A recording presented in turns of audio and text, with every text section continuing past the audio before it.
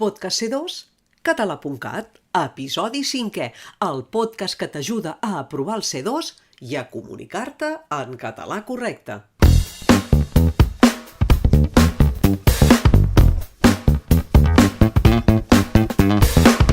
Al podcast anterior et vaig plantejar un enigma i ara te'l resolc. Fem memòria.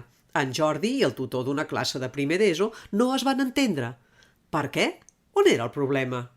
El problema era en l'ús del verb estar.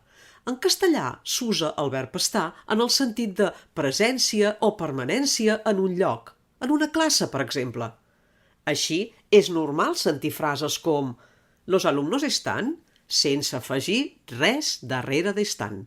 Però en català hauríem de completar la frase especificant com estan els alumnes. Nerviosos? A punt?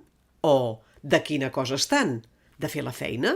Els exercicis? La lectura? Que hauríem de completar el verb estar i afegir-hi alguna cosa darrere, vaja. No pot anar sol, necessita companyia.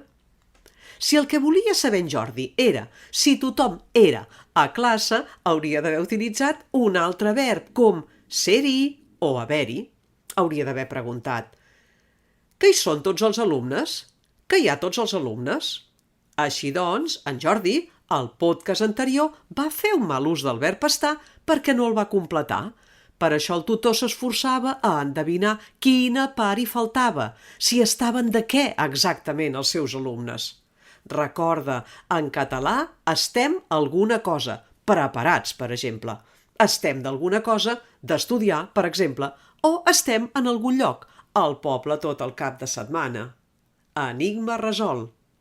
I, si t'ha convençut, recorda subscriu-te al nostre podcast i comparteix-lo amb totes les persones a qui creguis que els pot interessar. I si en vols saber més, entra a c2català.cat, on hem creat un curs complet en què t'expliquem les 3 àrees de l'examen. Coneix els consells d'examinadors amb anys d'experiència. Presenta't a l'examen sense dubtes. Nosaltres te'ls resolem. T'hi apuntes?